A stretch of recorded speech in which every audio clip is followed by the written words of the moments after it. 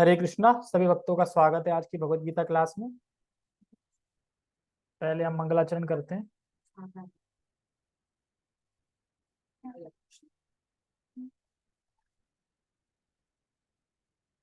ओम अज्ञानतिमिरान्धस्य ज्ञानञ्जनशलाकया चक्षुरुन्मीलितं येन तस्मै श्रीगुरुवे नमः। श्रीचैतन्यमनोभीष्टं स्थापितं येन भूतले स्वयं रूपः कदा मह्यं ददाति स्वपदान्तिकम्। वन्देऽहं श्रीगुरुं श्रीयुतापदकमलं श्रीगुरून् वैष्णवांश श्रीरूपं साग्रजातं सहगण रघुनाथान्वितं तं सजीवं साद्वैतं सावधूतं परिजनसहितं कृष्ण चैतन्य देवं श्रीराधा कृष्ण पादान् सहगण ललिता श्री विशाखान्त विशांच। हे कृष्ण करुणा सिंधु दीन बंधु जगतपते गोपेश गोपिका कांता राधा कांता नमस्तुते। तप्त कांचन गौरांगी राधे वृंदावनेश्वरी वृषभानुसुते देवी प्रणमामि हरिप्रिये। वाञ्छाकल्पतरुभ्यश्च कृपा सिन्धुभ्यैव च पतितानां पावनेभ्यो वैष्णवेभ्यो नमो नमः। जय श्री कृष्णा चैतन्य प्रभु नित्यानंद श्री अद्वैत गदाधर श्रीवासादि गौर भक्त वृंद। हरे कृष्णा कृष्णा कृष्णा हरे हरे हरे राम राम राम हरे हरे। रामाय रामभद्राय रामचंद्राय वेदसे रघुनाथाय नाथाय सीताय पते नमः। नमो विष्णुपादाय कृष्णपृष्ठाय भूतले श्रीमते भक्ति वेदांत स्वामिनि इति नामिने। नमस्ते सारस्वते देवे गौरवाणी प्रचारिणे निर्विशेष शून्यवादी पाश्चात्य देश तारिणे। हरे कृष्णा। तो बेसब्री से इंतजार था कि भगवान निराकार हैं कि साकार हैं। तो आज फाइनली वो दिन आ गया कि भगवान अपना उत्तर देंगे, भगवान अपना मत देंगे कि श्रेष्ठ कौन है। देखो, भगवान निराकार भी हैं लेकिन निराकार ही नहीं है, निराकार भी हैं, ठीक है।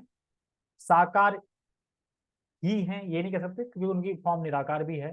लेकिन ये लोग कहते हैं कि निराकार ही है, वो गलत है। निराकार भी है भगवान, भगवान की अंग ज्योति अंग कांति है, वो निराकार है, बोल सकते हैं क्योंकि उसका कोई रूप गुण लीला इत्यादि नहीं है, तो निराकार भी है। लेकिन किस रूप में भगवान की जल्दी प्राप्ति होती है और कौन सा मार्ग श्रेष्ठ है जिससे भगवान की जल्दी प्राप्ति होती है, वो है साकार रूप में भगवान की सेवा करना, पूजा करना, भगवान का भजन करना। निराकार रूप में नहीं, निराकार रूप में करेंगे तो उसमें भगवान मिलेंगे लेकिन बहुत जन्मों के बाद, काफी टाइम बाद, और बड़ा मुसीबतें भी झेलनी पड़ेंगी। मुसीबतें झेलनी पड़ेंगी ना, क्योंकि बिल्कुल सूख जाएंगे वहां पे जाके ब्रह्म ज्योति में जाके, फिर नीचे टपकेंगे, फिर कुछ पुण्य उण्य का काम करेंगे यहाँ के, फिर से भक्ति करेंगे, फिर स्टार्ट करेंगे, तो उसमें बहुत टाइम लग जाएगा। तो वही भगवान बता रहे हैं, ठीक है। तो पहले हम श्लोक का उच्चारण करते हैं। श्री भगवान वाच मय्यावेश्य मनो ये माम नित्ययुक्ता उपासते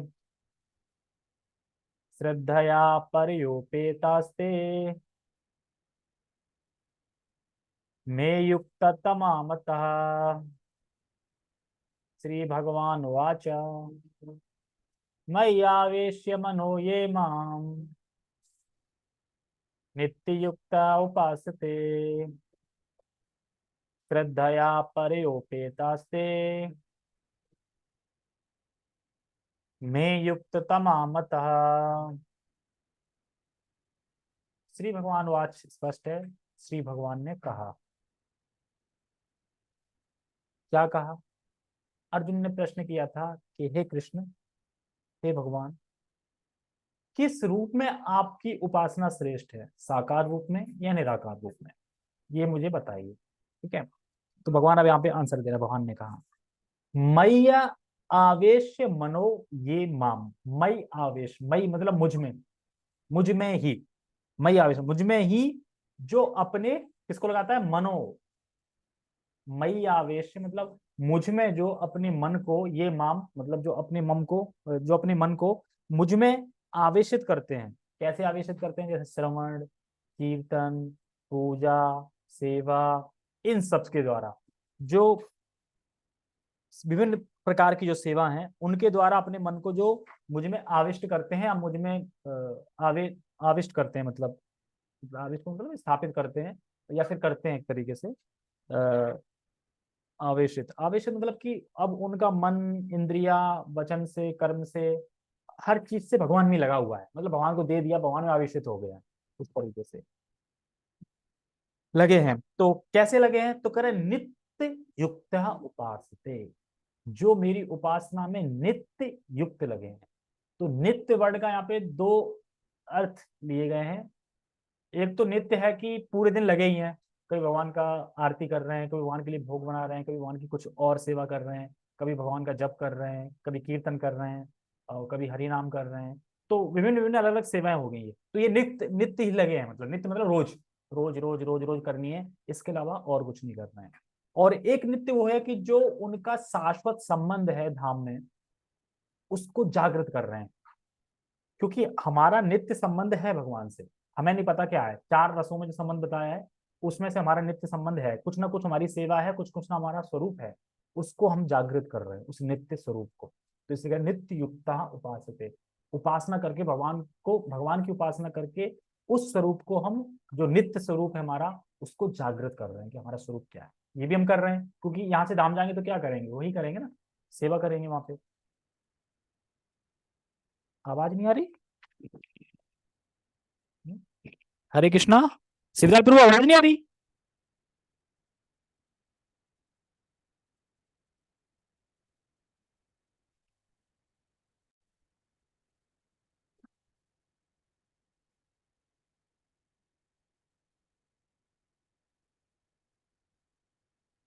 हरे कृष्णा, आवाज आ रही है? हरे कृष्णा, अभी आ रही है आवाज? ठीक है। तो कहाँ पे थे हम? नित्य युक्ता उपासते, जो नित्य ही युक्त रहते हैं। किस में युक्त रहते हैं? फिल्में देखने में? तो समोसा खाने में? हाँ, समोसा खाने में भी रह सकते हैं, लेकिन वो प्रसाद होनी चाहिए। ठीक है।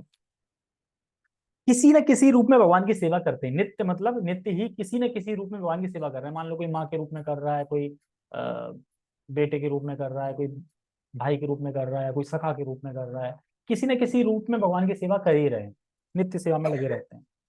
जो नित्य संबंध भगवान के धाम में है, उस नित्य शाश्वत संबंध में युक्त होना, यानी जागृत करना है, उसको करना चाहते हैं, और इस प्रकार से वो उपासना करते हैं। क्या?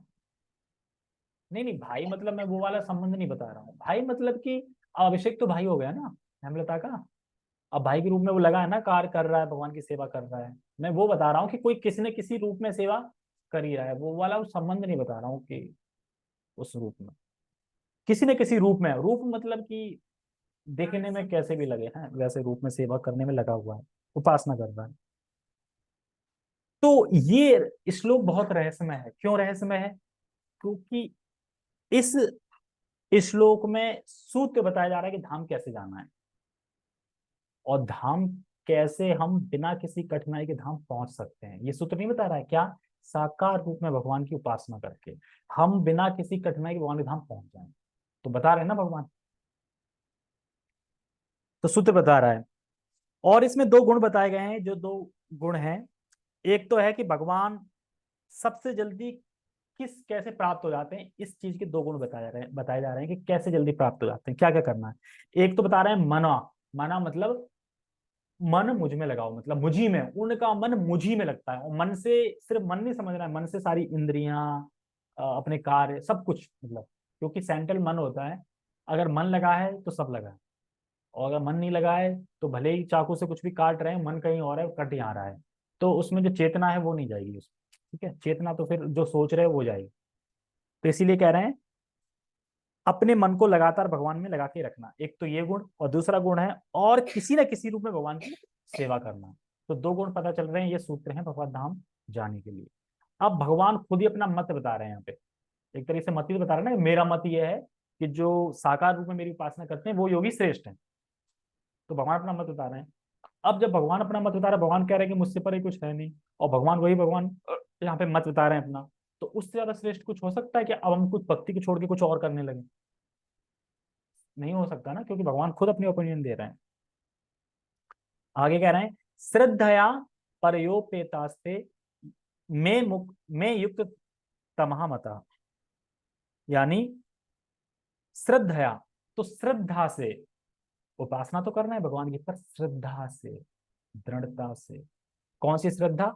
दिव्य श्रद्धा, भगवत गीता, श्रीमद् भागवतम, जो कि भक्ति के परिप्रेक्ष्य में जो शास्त्र हैं, उन पे श्रद्धा। तो श्रद्धा इसमें वर्ड भगवान ने बोला है कि उपासना तो कर रहे हैं पर श्रद्धा से। वो ऐसा नहीं कि अब श्रद्धा से नहीं कर रहे, क्योंकि जो देवताओं की उपासना करते हैं वो श्रद्धा से नहीं करते। अगर उनसे पूछा जाए, अच्छा किसकी उपासना करते हो, देखो शिव जी ही महान है, शिव जी की मैं उपासना करता हूँ, तो बताओ शिव जी के बारे में बता दो, कुछ का कहानियां बता दो शिव जी के बारे में। अरे वो कह रहे हैं वो तो छोड़ो, शिव जी की बता दे कौन सी दिशा में रहते हैं, और ये भी नहीं पता कहते कौन सी दिशा में रहते हैं। अब भी तो भगवान किस दिशा में रहते हैं? भगवान तो सभी दिशा में है, भगवान तो सर्वव्यापी है। तो शास्त्रों पे श्रद्धा और दृढ़ता से युक्त हो जाते हैं। देखो, एक तो जो दिव्य शास्त्र है अपने, उन पे श्रद्धा, और जिन मन से, कर्म से भगवान की जो पूजा अर्चना आदि में जो लगे हैं, उसमें क्या होना चाहिए? दृढ़ता। ये दोनों चीज, श्रद्धा और दृढ़ता। तो दृढ़ता होनी चाहिए, और दृढ़ता दृढ़ता तो अपनी हल टूट जाती है, तुरंत ही कुछ हो जाए तो तुरंत दृढ़ता टूट जाती है। तो वो दृढ़ता जो है वो टूटनी नहीं चाहिए, दृढ़ता यहाँ पे बोल रहे हैं। जो भक्ति के, हाँ श्रद्धा तो चाहिए, भगवान शास्त्र में कह रहा है, बिल्कुल सही कह रहा है ना। दृढ़ता, दृढ़ता का मतलब ही यह है कि दृढ़ता को भंग करने की भी परिस्थिति आएगी आएगी, तभी तो पता चलेगा तुम दृढ़ हो कि नहीं हो। ये दृढ़ पता कैसे चलेगा?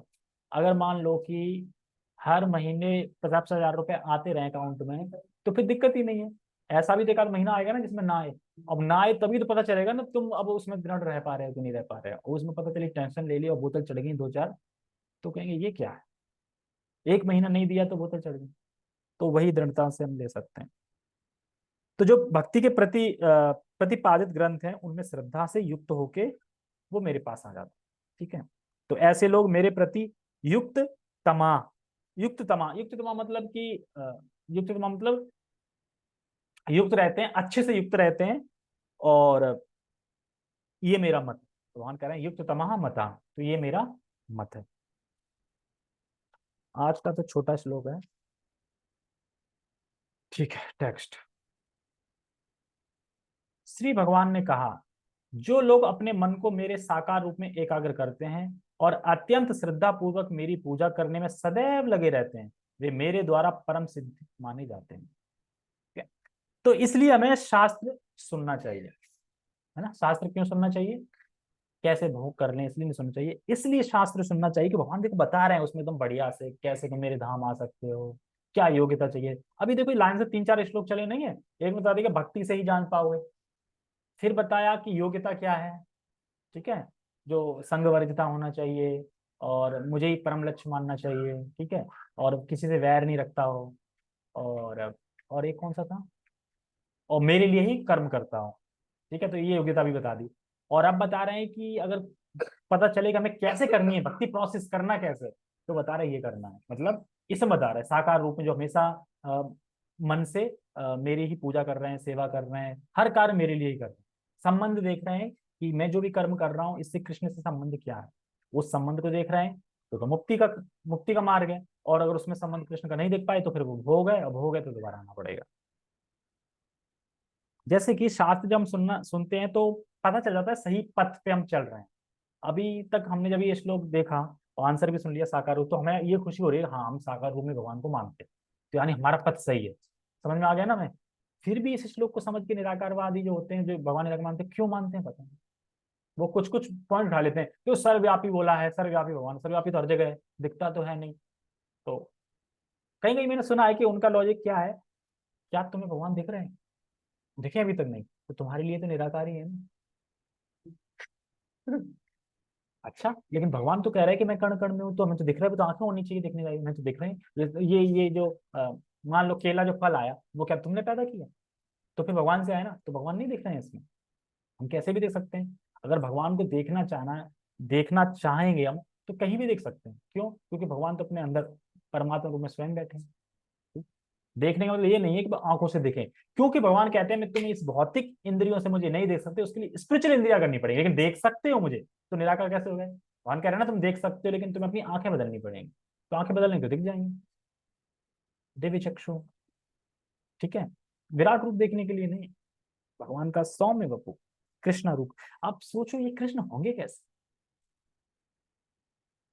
हमने इस भौतिक दुनिया में लोगों को देखा है खाली, और इसमें भी टॉप से टॉप देखते हैं, मिस इंडिया वगैरह टॉप से देख लो, हाँ ये बहुत खूबसूरत है समय, लेकिन सोचो कि भगवान की थी प्रकृति परछाई एक तरह की, तो भगवान होंगे कैसे? उनका मुख कैसा होगा, उनकी बॉडी कैसी होगी, उनकी आवाज कैसी होगी, वो चल कैसे रहे होंगे, ये चीज सोचिए कभी कि कैसे होंगे।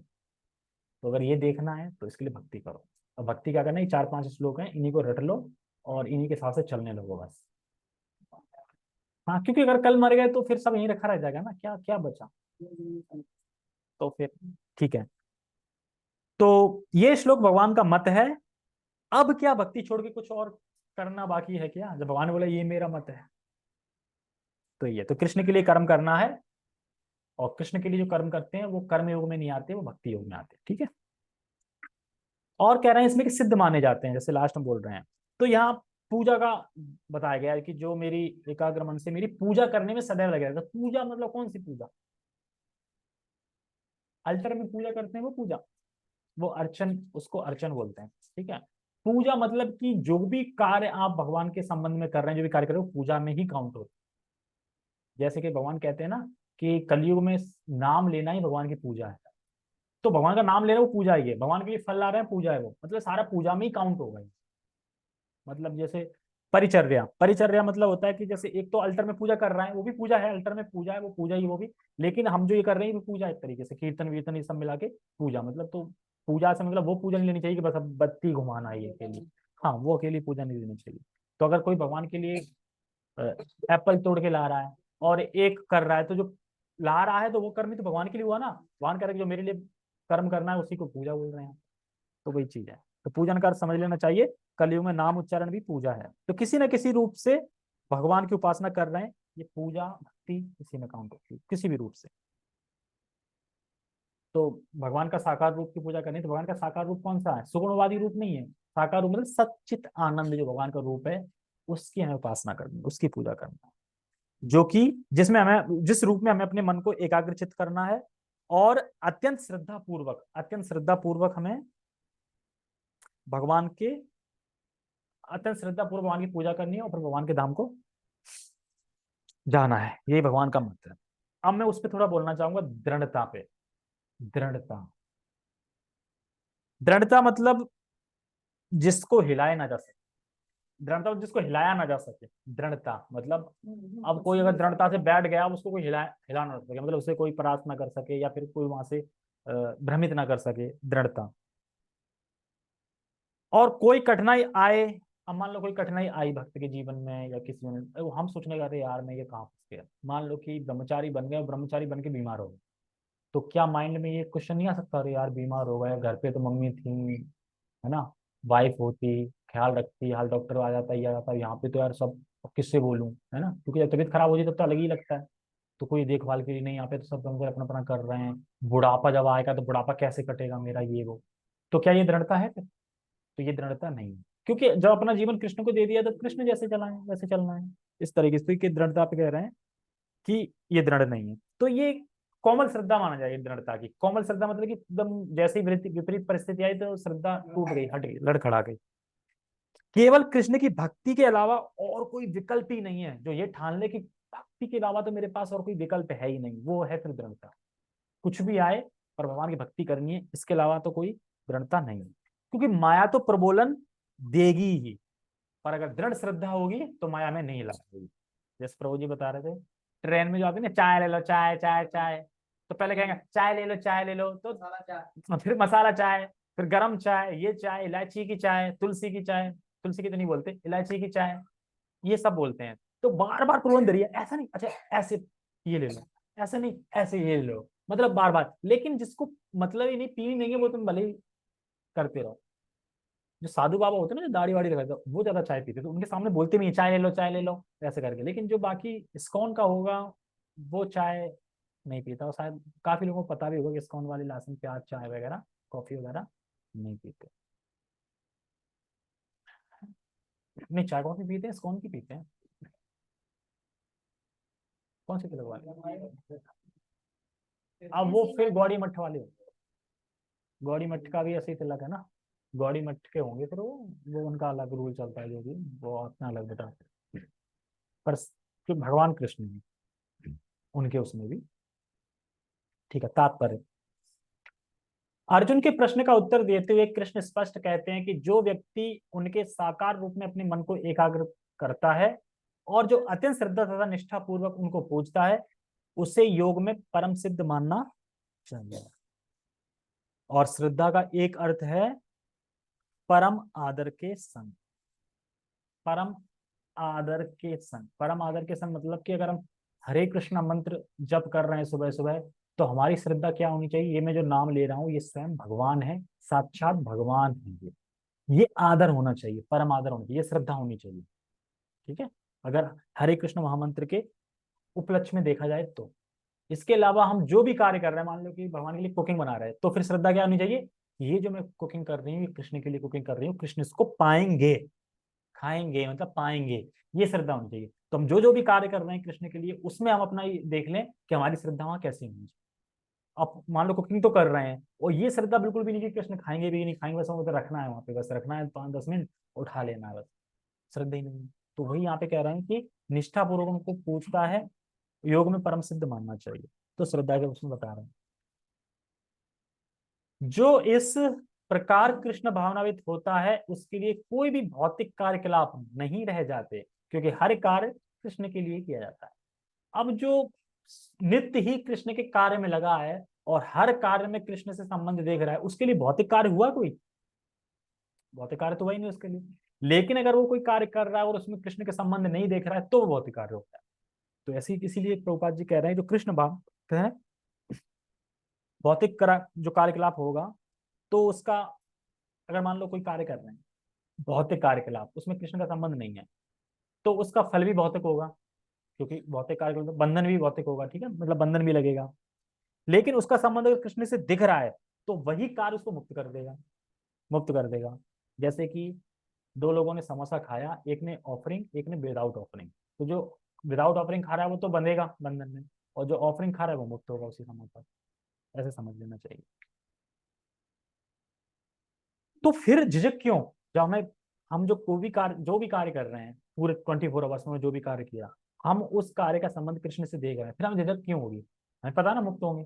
क्यों? क्योंकि हम कृष्ण के लिए कार्य कर रहे हैं वो। तो झिझक नहीं होगी। झिझक कब होगी? जब हम उस कार्य को करना है लेकिन मैं कृष्ण से संबंध नहीं देख पा रहा हूँ उसका, तो झिझक होगा, कर यार अब ये कार्य तो करना ही पड़ेगा, और लेकिन अब कृष्ण से तो कहीं कोई दूर दूर नाता नहीं दिख रहा है इसमें। तो फिर हम क्या कर सकते हैं? उस कार्य से जो लक्ष्मी आए उसको भगवान की सेवा में लगा सकते हैं। कोई बात नहीं, इससे जो आएगा इससे मैं लड्डू गोपाल के लिए या भगवान के लिए कुछ ना कुछ करूंगा।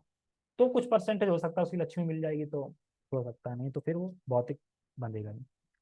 तो अगर कह दिया जाए, जैसे कि इसमें बता रहे हैं कि झिझक कब होगी? जब कृष्ण से संबंध ना देखा जाए। जैसे अगर किसी से कह दिया जाए मंदिर में एक फलाना फलाना तुम कल से ना ये सेवा करो, मान झाड़ू लगाओ रोड पे।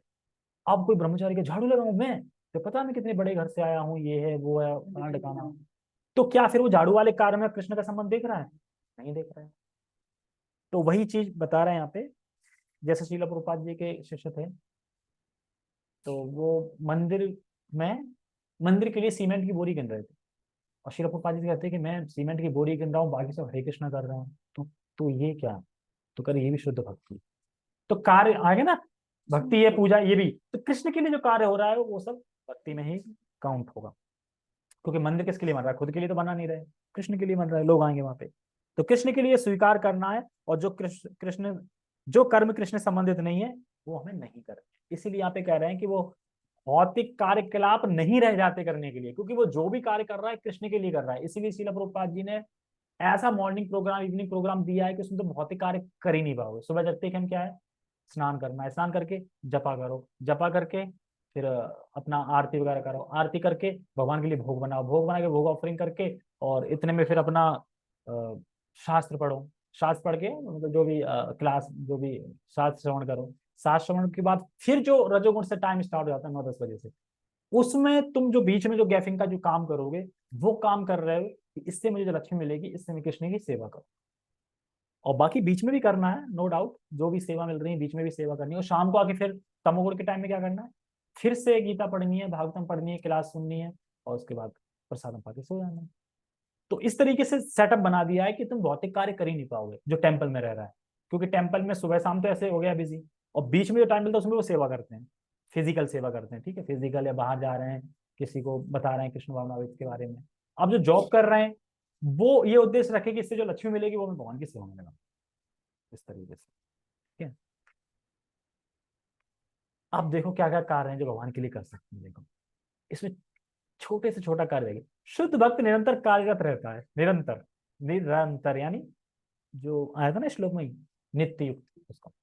कभी कीर्तन करता है, करते हैं कीर्तन, ठीक है, तो कभी श्रवण करता है, करते हैं श्रवण, ठीक है, या कृष्ण विषय कोई पुस्तक पढ़ता है, पढ़ता है पुस्तक कोई, या कभी कभी प्रसाद तैयार करता है, करता है कोई, सारे करते हैं ना चीजें, जितनी जितनी आ रही हैं, प्रसाद तैयार करता है, या बाजार से कृष्ण के लिए कुछ मोल लाता है, मोल, प्रभुपाद जी वर्ड तो देखो, मोल का समझ है ना, मोल, मोल नहीं, अरे मोल ले, मोल ले आओ, मोल लाता है, या कभी मंदिर झाड़ता है, अब मंदिर की सारी झाड़ता है, कभी बुहारता है, तो कभी बर्तन धो। अब अगर मंदिर में ये सेवा मिल जाए बर्तन धोने की, तो अब ये श्लोक पढ़ने के बाद तो पता है कि बर्तन धोने में अब मन सही लगेगा, और बड़ा प्रेम से धोएंगे, ये बर्तन कृष्ण के लिए है, मतलब मैं कृष्ण धो रहा हूँ, इससे कृष्ण का प्रसाद जाएगा, भक्तों पे बटेगा, है, कृष्ण के लिए धो रहा हूँ। बर्तन, तो बर्तन तो किस किस ने बर्तन धोए सेवा में? नहीं, ये तो, ये भी बर्तन है मतलब, लेकिन मैं मंदिर में टेम्पल की जैसे जो बनता है ना, प्रसाद बनता है, उसमें बड़े बड़े बर्तन होते हैं हलवाई वाले, वो किसने धोए? अभी तक धोए नहीं, उसमें शायद एक बार धोए तो थे, एक बार धोए हैं, जब जन्माष्टमी पे भी शायद धोए थे ना, जन्माष्टमी पे धोए थे, तुम गए थे? क्यों? मना कर दिया था, अच्छा, हाँ, तो पता चला कि तो ज्यादा मेहनत पड़ जाएगी। हाँ, तो बर्तन धो सकते हैं, तो ये शुद्ध भक्ति है। प्रभुपाद जी क्या कह रहे थे, बर्तन भी लिख रहे हैं, बर्तन धोता है ये। वह जो कुछ भी करता है कृष्ण संबंधी कार्यों के अतिरिक्त अन्य किसी कार्य में एक क्षण भी नहीं गवाता, एक क्षण। और हम सिर्फ एक क्षण होता है जो भगवान कृष्ण के लिए करते हैं, बाकी सब नहीं करते, एक क्षण ही होता है जो करते हैं, और ये कह रहे हैं कि एक क्षण गवाता नहीं वो, ऐसा कार्य पूर्ण समाधि कहना। तो अब समझ आएगा क्या करना है कृष्ण के लिए, ये सब, ठीक है, ओके। बाकी श्लोक कल दो एक साथ हैं, इसमें बताया जाएगा, लेकिन जो मुझे निराकार रूप में मेरी सेवा करते, उपासना करते, उनकी संख्या क्या होगा वो बताएंगे कल, ठीक है।